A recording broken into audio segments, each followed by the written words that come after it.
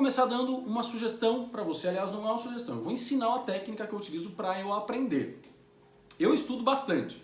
E uma técnica que eu adquiri para eu aprender é a seguinte. Eu só preciso de uma caneta e um papel. Eu faço isso com uma caneta e um papel, mas não necessariamente você precisa seguir. Vou ensinar a técnica. Você pode usar o dispositivo, um computador. Por que não? Né? Mas a minha sugestão é que você tenha aí uma caneta e um papel. Antes de você seguir essa aula. Você pode pausar aí, pegar uma caneta e um papel. O que eu faço, olha, até inclusive eu coloquei aqui, ó. Você não vai entender minha letra, mas o que eu faço é colocar um ponto, um traço. E quando eu ouço algo que eu acho interessante, escrever uma frase que me remeta à lembrança daquilo que eu estudei, daquilo que eu vi, daquilo que eu ouvi. Então, por exemplo, eu vou falar aqui de um determinado assunto, você através de uma frase simplifica o que você entendeu. Para que depois que você ouvir isso aqui, você olhe o que você pontuou e você vai perceber que você vai lembrar de uma série de coisas que você já tinha esquecido depois da aula. Porque o nosso cérebro é assim. Ele vai fazer com que você só memorize coisas que impactaram você emocionalmente. A maioria das coisas, ou seja, ele vai dispensar ou ele vai registrar, mas não vai te dar acesso, você não vai lembrar. Agora, quando você fez isso, é inevitável, é impossível, imprescindível você não lembrar de tudo. Então você pontua tudo que você acha importante. Depois, o que você faz? Você olha, então você vai lembrar, e a minha dica, a minha sugestão, a minha técnica que eu utilizo é, eu olho para aquilo que eu pontuei, eu lembro então do que eu ouvi, aí eu traduzo com o que eu entendi, com as minhas palavras. Eu dou a interpretação minha daquilo.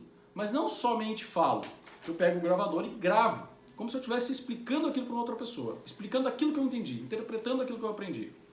Então quando eu faço isso, eu estou gravando, eu estou também exercitando o ato da memorização e depois eu ouço o que eu gravei. Então olha só, que bacana. Primeiro, quando eu escrevi, eu já estou processando de uma forma muito mais intensa para o meu cérebro, porque eu estou escutando e agora eu tenho que pensar de novo naquilo. Quando eu vou, depois da aula, ler aquilo que eu escrevi e lembro de novo do que eu ouvi, eu estou reforçando o meu aprendizado.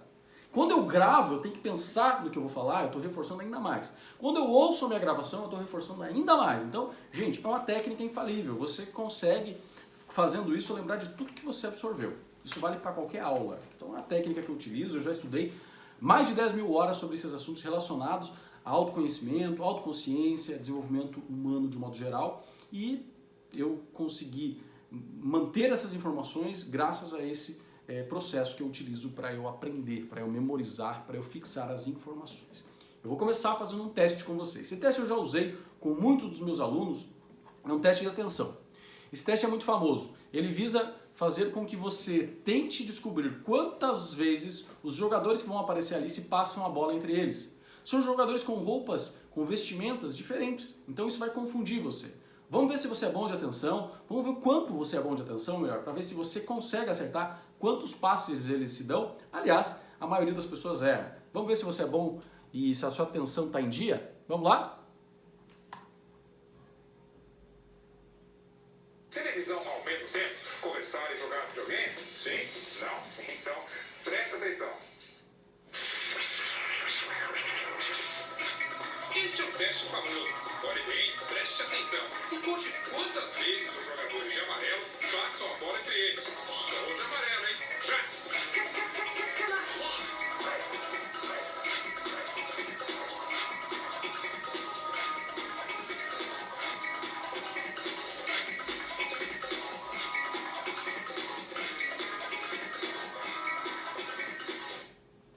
E aí, gente? Você acertou? Vamos ver? Quanto você acha que deu? Quantos foram? Vou colocar aqui antes, vamos ver se você acertou. E o macaco, você viu? Não? A maioria das pessoas não vê o macaco. Talvez você também não tenha visto.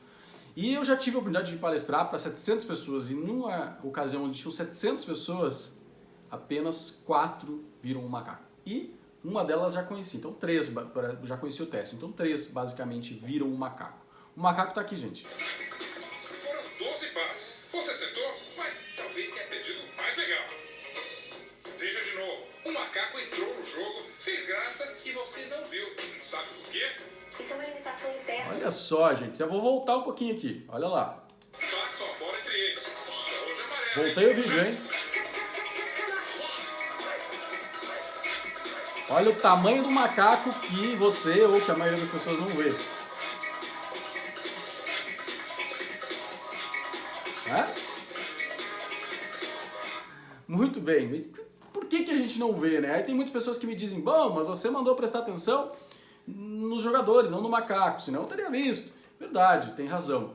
Mas assim como eu pedi para que você prestasse atenção apenas nos jogadores, a mídia, e quando eu falo de mídia, a internet e a televisão, elas fazem muitas vezes a gente olhar para onde eles querem que a gente veja, né? Então, nós precisamos entender uma coisa. A nossa percepção é muito limitada. Nós não vemos a realidade como ela é na maioria das vezes. Então, isso aqui é para a gente ter consciência de nós temos um ponto de observação, um padrão de observação sobre as coisas. Isso aqui que a gente fez com um vídeo, a gente faz com a vida. A gente faz com o que aconteceu, a gente faz com o que acontece na nossa vida, a gente faz com o que acontece no mundo. E para que a gente possa entender um pouco melhor esse processo todo, eu tenho também uma questão científica que eu quero compartilhar com você aqui, que é uma descoberta da Universidade de Harvard. A Universidade de Harvard, a partir de 1998, ela trouxe para o mundo a psicologia positiva, que hoje é uma psicologia muito respeitada, muito conceituada. Por quê? Porque ela estuda a felicidade. A psicologia positiva, a partir de 1998, começou a estudar o que torna as pessoas felizes. Começou a estudar com estudos científicos extremamente conceituados, como eu disse para você, com grandes profissionais, os melhores do mundo, sobre essas questões que envolvem felicidade. Então observe, mais um ponto para a gente também refletir. A gente fala tanto, busca tanto isso, e pouco se sabe sobre isso, embora exista uma ciência que nos ampare de informações valiosas sobre esse assunto. E quando falamos sobre isso, eles desenvolveram um gráfico sobre felicidade. E nesse gráfico eles dizem o seguinte: 50% da nossa felicidade depende da nossa carga genética, ou seja, nós já herdamos geneticamente metade da nossa felicidade está definida por essa carga genética. Eles dizem que 10% da nossa felicidade depende do que acontece na nossa vida. E eles dizem que 40% da nossa felicidade depende de ações intencionais. O que significa isso aqui? Da nossa percepção sobre o que acontece. Basicamente é isso, do que nós fizemos, obviamente que nós agimos de acordo com o que nós percebemos. Então, isso aqui mostra cientificamente a gente que a nossa felicidade, esses estudos foram feitos ao longo de muitos anos, não depende do que acontece. A gente pensa que a nossa felicidade depende do que nos acontece. E embora você não pense isso, perceba que você age como se a tua felicidade dependesse do que você ou do que te acontece. Mas não, 10% depende disso. O restante depende da tua carga genética e de como você percebe as coisas. Então, quase metade da tua felicidade depende de como você olha as coisas, e como você olha para o passado, como você olha para o que está acontecendo. É isso que vai fazer com que você determine essas atividades intencionais aqui. Outra coisa importante, gente, é que isso aqui tem um outro estudo da epigenética, eu não vou me delongar aqui, mas é um estudo, deixa eu ver se está aqui esse cara, desse cara aqui, ó. Esse cara é Bruce Lipton. Esse médico americano, ele descobriu, através da epigenética, que você pode procurar lá, Bruce Lipton se escreve, Bruce Lipton, ou epigenética. E esse estudo fala sobre a mudança no nosso DNA, a nossa mudança genética, através da mudança de mentalidade, das nossas crenças. Ele fala que a nossa genética é alterada conforme a nossa psique, conforme o nosso padrão de personalidade. Ele descobriu isso, um dos estudos que descobriu isso foi quando ele começou a estudar, perceber que filhos adotivos começavam a desenvolver doenças que os pais adotivos possuíam. Então ele disse, tem alguma coisa errada. Ele foi pesquisar os pais biológicos desses filhos e percebeu que eles não tinham aquela doença, aquela patologia. Ela foi, então, ou seja, ela não é genética, mas a maioria dos filhos adotivos desenvolviam patologias que os pais que os adotaram possuíam. Filhos que foram adotados lá na infância, em tenra infância no caso. Então ele percebeu através disso que essa foi uma das pesquisas que deu base a isso. A nossa carga genética pode ser alterada através da nossa psique. Olha que maravilha isso, né? Então quer dizer o que, gente? Que esse gráfico da felicidade aqui, desculpa, vamos voltar aqui. Esses 50% aqui são questionáveis, porque existe uma outra ciência que diz que isso aqui pode ser alterado. Ou seja, tua felicidade depende muito pouco do que acontece na tua vida. A maior parte dela depende de como você enxerga os fatos, porque como você enxerga determina como você age. Inclusive, esse aqui é um livro que tem muito dessas pesquisas que foram feitas em Harvard, tem esse gráfico da felicidade, mais explicado ainda lá, e outras pesquisas que foram feitas. O livro se chama A Ciência de Ser Feliz. Ele é de Susan Andrews. A doutora Susan Andrews escreveu esse livro e ela é uma pesquisadora de Harvard que também é muito conceituada no mundo todo. Outro livro que dá base a tudo que nós vamos falar aqui, que eu cito para você. Esse livro aqui é um livro pequeno de ler, gente, um livro de 130 páginas, se não me engano, e muito bom, tá? E esse livro, Inteligência Emocional, também, ele contém uma série de pesquisas, de descobertas feitas pelo Daniel Goleman, que é PhD e que é um cara extremamente respeitado e renomado nessa área da psicologia e que estuda inteligência emocional. Ele é considerado o pai da inteligência emocional, o precursor, o cara que começou a falar de inteligência emocional, tá? Então, esses livros aqui eu indico para você, são livros maravilhosos, para você que gosta de saber sobre como foi descoberto através de pesquisas científicas algumas coisas, tá tudo, tem muita coisa nesses livros aí, tá bom? Esse já é um livro maior, mas vale a pena ser lido. Certo, gente? Voltando então. Onde é que estávamos aqui, né? Gráfico da felicidade. Gente, por que eu tô falando isso para você? Porque quando as pessoas vêm nos meus cursos, as pessoas me procuram também na rede social, me perguntam, os meus clientes, tem uma preocupação, como é que eu elimino uma crença? Como é que eu ressignifico? Se fala tanto em ressignificar a crença. Eu vou ensinar para você agora de um modo muito simples como é que ressignifica uma crença. É muito fácil, na verdade. O fato é o seguinte, gente. A forma com que você olha as coisas, que é isso aqui, é o que realmente determina o seu nível de felicidade. Porque a forma com que você olha determina a forma com que você age. Para isso nós precisamos entender uma outra coisa. Vamos lá para frente agora e vamos entender o ciclo das escolhas. Então observe, o que acontece normalmente hoje, né? Uma pessoa, normalmente, acontece algo na vida dela, ela pensa sobre aquilo, ela sente, tem uma emoção sobre aquilo, e com base nisso ela vai ter uma ação, e com base nisso vai ter um resultado. Essa ação não necessariamente seja um movimento, a ação pode ser ela ficar estagnada também, né? Então vamos pegar um exemplo agora do que a gente está vivendo aqui, desse período de pandemia, né? Aconteceu algo que não se pode mudar. Ninguém consegue mudar isso. As pessoas têm um pensamento sobre isso. Cada um está tendo os seus pensamentos sobre isso. Certo? Isso aqui vai determinar o que elas vão sentir. E isso vai determinar as ações que ela vai ter. Essas ações podem ser estagnação, pode ser ações errôneas ou pode ser ações mais assertivas. Mas enfim, o que está determinando para a maioria das pessoas é isso aqui.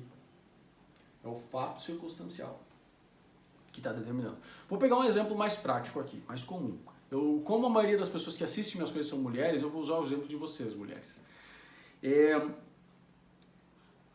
Imagina uma mulher, uma pessoa que é muito ciumenta, uma esposa ou namorada, que é uma esposa, né? Que é muito ciumenta. Então essa esposa é muito ciumenta, desconfiada, e ela liga para o marido. O marido está no momento onde ele pode atender o telefone. No entanto, ele não atende. Ela é ciumenta e ela já pensa alguma bobagem, né? Não atendeu. Fato circunstancial. Não atendeu o telefone, né? Tem algo errado. Fugiu do padrão, então tem algo errado. Ela liga de novo, ele não atende. E ela liga. E o que ela faz? Ela liga incessantemente. Ele não atende. O que começa a acontecer na cabeça dela? O que ela começa a fazer? Ela começa a processar, imaginar um monte de coisa. Obviamente que ela começa a imaginar coisas ruins. Se ela começa a imaginar que está sendo traída, se ela começa a imaginar que ele está com outra, o que acontece? Que sentimento, que emoção ela tem? Obviamente que é uma emoção ruim. Ela tem raiva, ela tem medo, enfim, nojo, ela tem uma série de sentimentos, de emoções ruins. O que vai acontecer quando ele, daqui meia hora, daqui uma hora, que não atendeu porque não podia, retornar a ligação? Ela vai atender de uma forma áspera, talvez não vá atender, ou talvez vá atender pedindo, tava onde? Né? Obviamente num tom de cobrança, obviamente num tom que ele já conhece, que ele sabe que tem alguma coisa errada, e que ele sabe que ela não gostou de alguma coisa, e que talvez ele saiba do que. E vamos supor que daqui a pouco ele também não esteja num dia legal. O o que vai acontecer? Qual vai ser o resultado disso? No mínimo,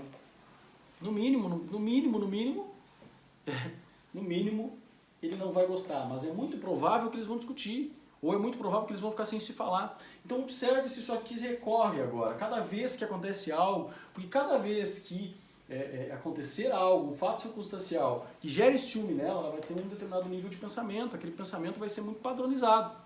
Isso aqui, imagina isso aqui acontecendo ciclicamente. Acabar com o relacionamento. E hoje eu sempre digo, quantos são os relacionamentos que acabam não por falta de amor, mas por excesso de imaginação negativa? E tudo que você imagina, tá? Isso é científico também, no teu cérebro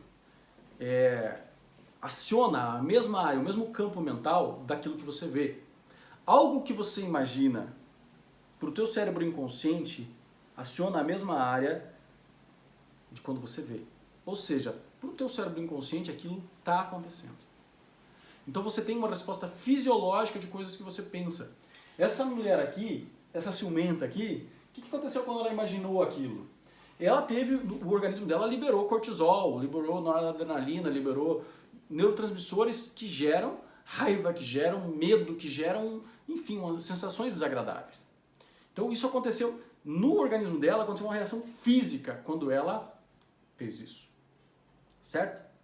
Eu vou provar para você agora, que se você quiser, que isso aqui acontece. Se você, faz comigo aí, esse exercício. Fecha teu olho e imagina o que eu vou falar. Vai demorar menos de 1 minuto para você descobrir e testificar isso. Eu gostaria que você fechasse o olho, fecha o olho. Eu quero que você imagine que você tem na tua mão esquerda um limão. Se você é direito. Se você é destro, você imagina na mão contrária. Mas imagine que você tem na mão esquerda um limão. Agora imagine que você observa a textura do limão. E agora imagine que você corta esse limão ao meio. Agora imagine que você corta o limão em 4 partes. Agora imagine que você vai lá e pega uma das partes do limão e imagine que você espreme. Agora imagine que você espreme ainda mais forte. Imagine que você espreme e observe que a tua salivação vai aumentando, mesmo não havendo limão. Imagine que você espreme. Pode abrir os olhos? Provavelmente a tua salivação começou a aumentar, mesmo não havendo limão. Isso prova que, quando você imagina algo, o teu corpo responde fisicamente. Aqui você percebeu o quê? Um aumento da mucosa, da saliva bucal. Quando se trata de um pensamento, o que o nosso corpo entende? Que você está vivendo aquilo. Se você está vivendo uma situação de perigo, de risco, se você está imaginando, o teu cérebro entende que você está vivendo aquilo e libera neurotransmissores relacionados àquilo. Olha que fantástico isso. Então cuidado com o que você imagina. Os teus pensamentos produzem sensações fisiológicas abruptas e imediatas. Agora a gente precisa voltar, já que você entendeu o ciclo do pensamento, agora a gente volta para isso aqui. Gente, quando a gente entende o ciclo do pensamento e isso aqui, a gente começa a entender uma outra coisa. Coisas boas e ruins acontecem na minha vida e na sua. Eu, particularmente, tenho um emaranhado de coisas ruins e desagradáveis que aconteceram no meu passado. Você também. Algumas pessoas têm um passado mais brando, outras pessoas têm passado catastrófico, né? Outras pessoas têm um passado extremamente danoso, extremamente delicado, extremamente constrangedor, enfim. Como é que você denomina o teu passado? Como é que você olha para o teu passado? Porque a forma com que você olha para o teu passado, certo? Vai fazer com que você determine como você... Porque tem pessoas que não conseguem olhar de forma positiva para o futuro. Por quê? Porque o passado determina a forma que ela consegue olhar para o futuro. Quer ver? Uma pessoa que olha para o passado dela, ela tem dois sentimentos que ocasiona nela quando ela olha para uma situação ou circunstância do passado. Ela tem o sentimento, normalmente, né, de culpa ou de vítima. Se ela se sente culpada, ela se culpa. Se ela se sente vítima, ela se conforma. Se uma menina, uma mulher, teve um relacionamento, foi traída, se ela se sente culpada, isso é um problema. por essa traição, é muito provável que ela, através desse processo de culpa, se sinta culpada, se sinta mal e acabe atraindo pessoas semelhantes àquela que ela atraiu. Se ela se sente vítima, ela se conforta. Então, eu não tenho responsabilidade sobre o que aconteceu. Eu sou a vítima. E ela tem. Quais as responsabilidades? Não sei. Pode ser que existam algumas responsabilidades até mesmo dentro da relação. Mas a primeira responsabilidade é ela ter escolhido aquela pessoa. Ela que escolheu, ninguém obrigou ela a ficar com essa pessoa. Então, se ela escolheu, por que eu escolhi essa pessoa, né? O que me fez escolher essa pessoa? Existe um senso de responsabilidade. Né? O que me fez enganar-me? Então, quando ela olha nesse formato, quando ela olha, como que ela faz para olhar nesse formato? Quando ela olha para aquele fato acontecido e tira de lá o que ela extraiu de bom dessa relação. Eu tive uma cliente uma vez que disse, Fabiano, mas eu não extraí nada de bom daquela relação. Nada, não sobrou nada de bom. Só que ela tinha um filho dessa relação. Eu disse, não tem nada mesmo. Eu disse, agora vamos fazer o seguinte, vamos imaginar que você não conheceu essa pessoa. Você gostaria? Gostaria. Bacana. Evidentemente que você não vai ter o teu filho. Então, tá tudo certo. Não. Opa, então o teu filho é mérito, mérito não, é fruto dessa relação, é fruto dessa situação, dessa circunstância. Então esse é o ponto que você tem que olhar. Cada vez que você lembrar disso, você vai lembrar do teu filho, colocar a imagem do teu filho. Graças a isso que aconteceu, que não foi bom, eu tenho meu filho. Então ela passa a olhar para aquilo e extrair e observar conscientemente, isso é autoconsciente, lembra? Autoconsciência. Ela vai para a situação, olha para o que saiu de positivo de lá e traz. Eu vou pegar exemplos aqui meu, prático, né, de como eu ressignifiquei algumas coisas e isso muda tudo. Eu, não sei se você sabe, mas quem me conhece já sabe porque eu compartilho isso em todas as minhas palestras, cursos e eventos, já perdi minha mãe. Por muito tempo eu me culpei. Eu me culpei por não ter sido o filho que ela merecia que eu fosse.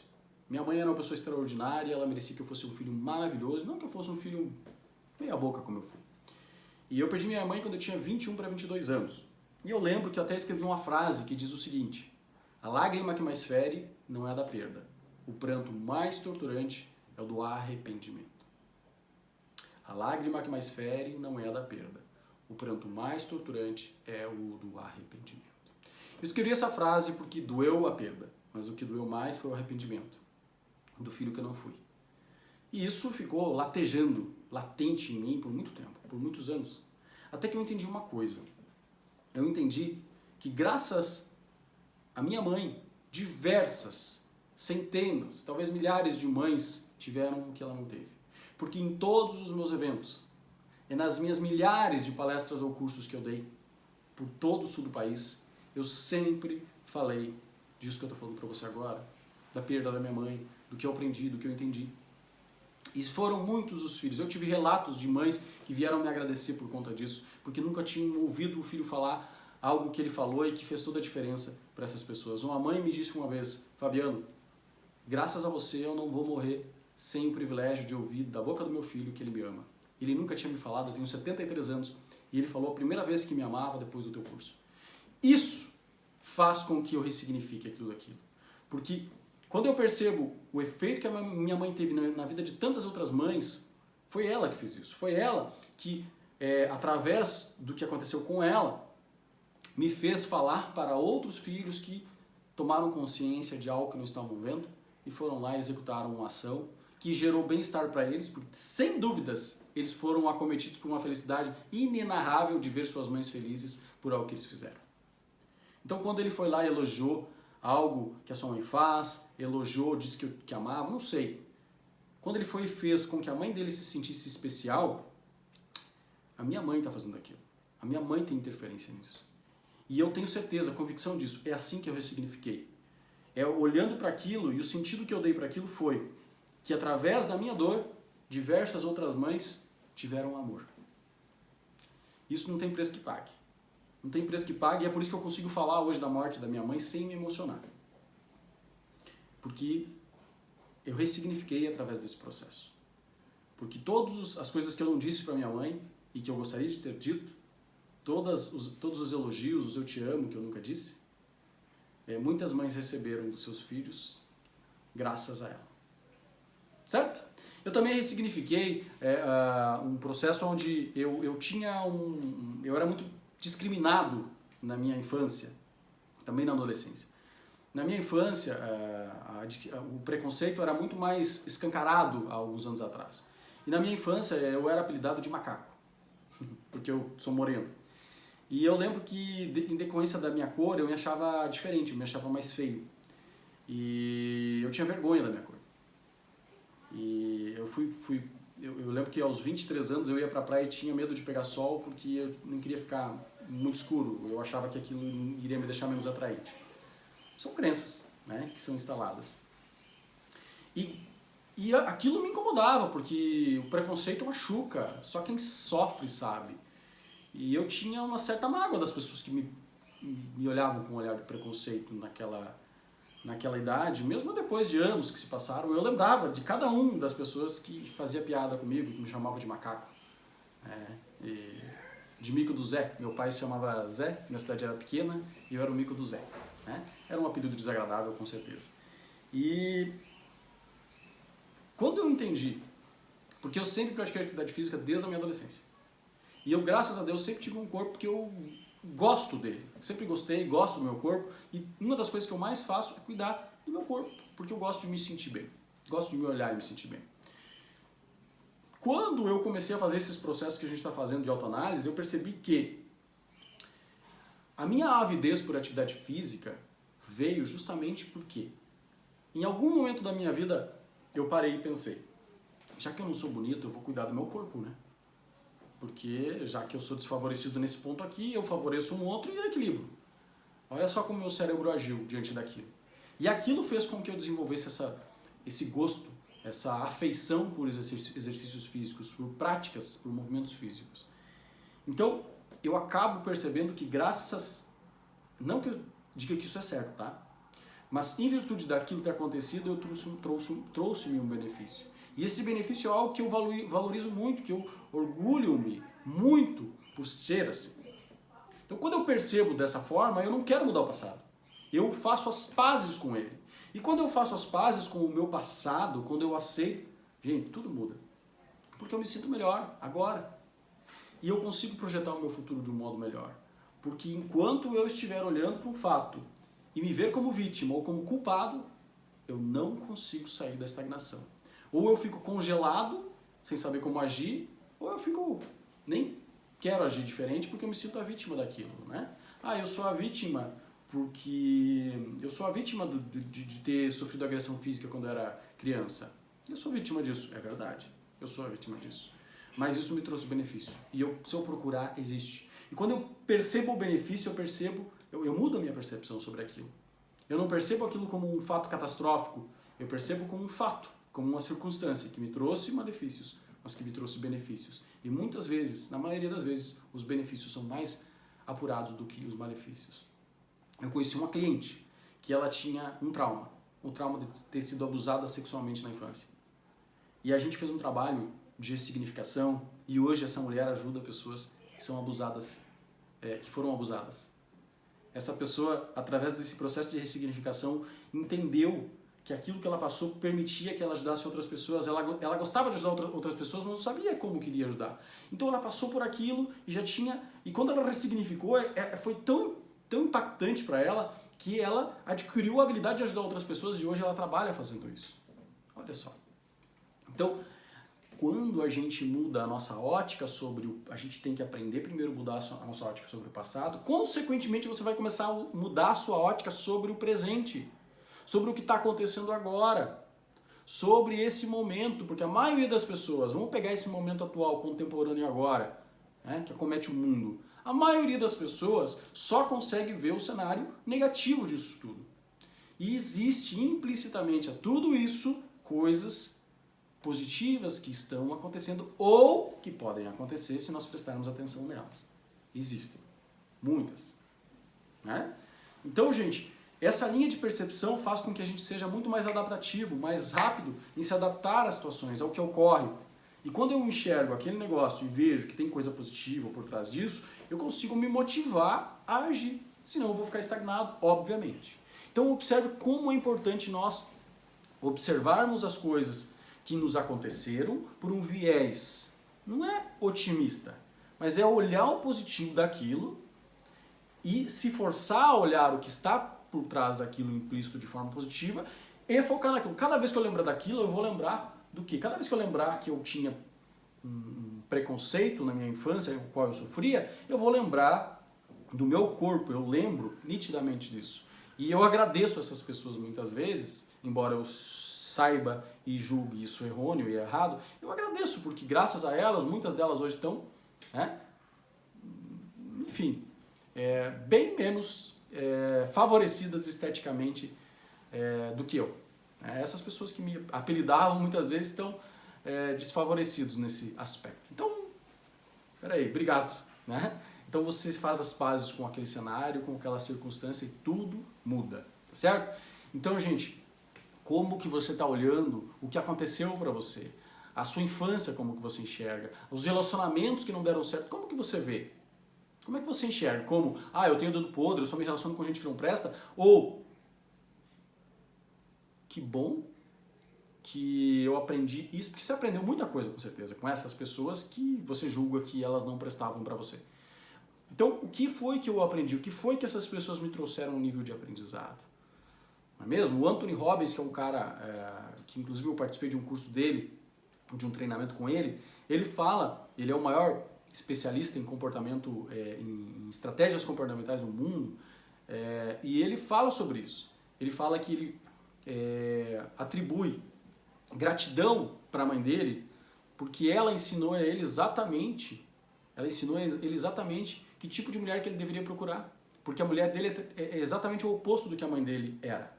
Porque a mãe dele bebia, a mãe dele era agressiva, a mãe dele tinha problemas emocionais, enfim, a mãe dele tinha uma série de problemas. E foi graças a ela que ele soube exatamente o modelo de mulher que ele gostaria, que era o oposto dela. Então, quando ele... O que é isso? Um processo de ressignificação. Como é que eu ressignifico uma crença, Fabiano? Você tem que olhar para aquela situação e tem que olhar para ela quantas vezes for necessário. Se precisar de ajuda, tem que buscar ajuda de alguém para você ressignificar, para você criar um novo modelo de visão sobre aquilo, um novo viés para que você olhe para aquela situação. Certo? Então, veja como é importante você ressignificar isso. Gente, basicamente, nós temos aqui então como é construído o padrão mental nosso, que é pensamento, gera emoção, gera ação, gera resultado. Todos os teus resultados foram gerados por ações. E todas as tuas ações vieram de uma emoção, e todas as tuas emoções vieram de um pensamento. Isso explica por que às vezes a gente está desmotivado, a gente muitas vezes está apático. Por quê? Porque a nossa emoção, ela é uma emoção que vem de um pensamento ruim. Aliás, o Augusto Cury fala, que é um grande pesquisador da psique humana também no Brasil, que 80% em média dos nossos, em média 75 mil pensamentos diários que nós temos mais ou menos 75 mil pensamentos por dia, e 80% deles são negativos. Obviamente que se a maioria dos meus pensamentos são negativos, a maioria das minhas emoções são negativas. E se emoções são negativas, assim, o fato se recorre, o círculo prossegue. Né? Então, como é que eu faço, Fabiano, agora, para evitar que a minha mente crie um monstro e que eu tenha essa batalha mental constante? Como é que eu faço para vencer essa batalha mental? O fato é que se você lutar contra a sua mente, você vai perder sempre. Cada vez que você lutar contra a tua mente, você vai ser derrotado. Não lute. É uma batalha perdida. O que eu tenho que fazer então? Gente, uma coisa que você precisa aprender a fazer para que você não pense em algo que você não quer pensar é justamente se reeducar a mais do que pensar, sentir. Porque hoje a maioria das pessoas bebe, mas não sente o gosto do que bebe. Come, mas não sente o gosto do que come. A maioria das pessoas anda, mas não percebe que está andando, porque está pensando, absorto em pensamento. Sai do ponto A, vai ao ponto B, absorto em pensamento, não viu nada do que se passou. A maioria das pessoas vive no mundo da imaginação. A maioria das pessoas não tem mais sentido, porque ela somente está no sentido mental, somente está no plano mental, ela não consegue mais se conectar ao momento presente. Talvez ela não consiga ficar assistindo uma aula de meia hora, por quê? Porque ela se distrai. E se isso está acontecendo, você precisa se reeducar a estar consciente. O que é autoconsciência? Como que eu desenvolvo autoconsciência?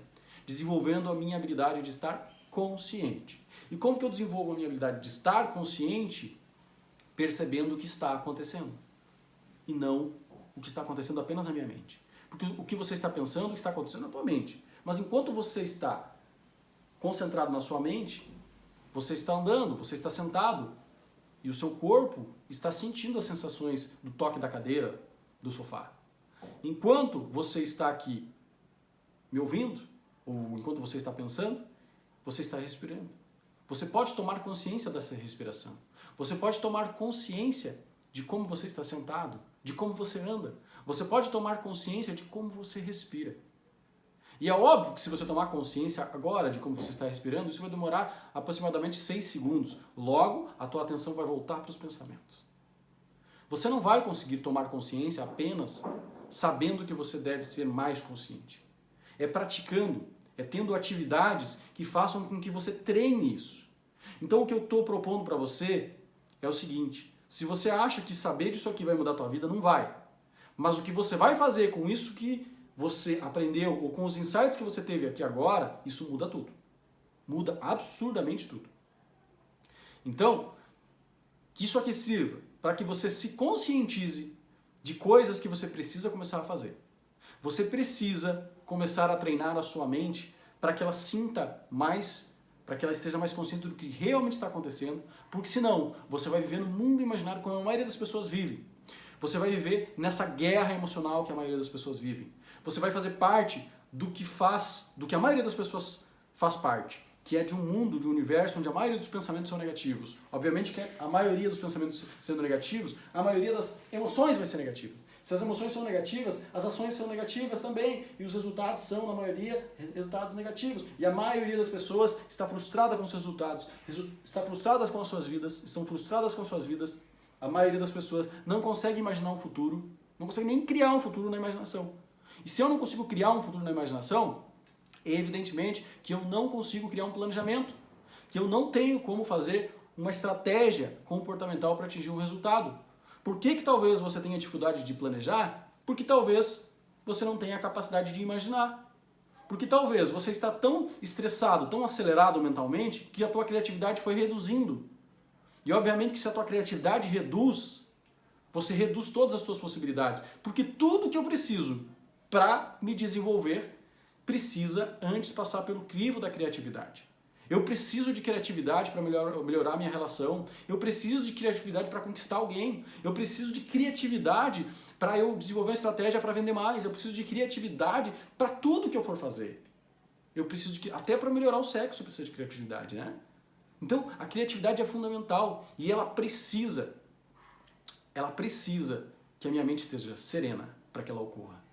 Então, gente, eu sugiro que tudo o que ocorreu agora, esses insights que você vai ter e que você teve, você olhe para esses insights agora e desenvolva algum comportamento. Pega o principal. Se você teve 2, 3, 10 insights, não interessa. Pega o mais importante deles agora e foca nesse. Esse insight aqui diz que eu tenho que mudar isso. Foca numa única mudança.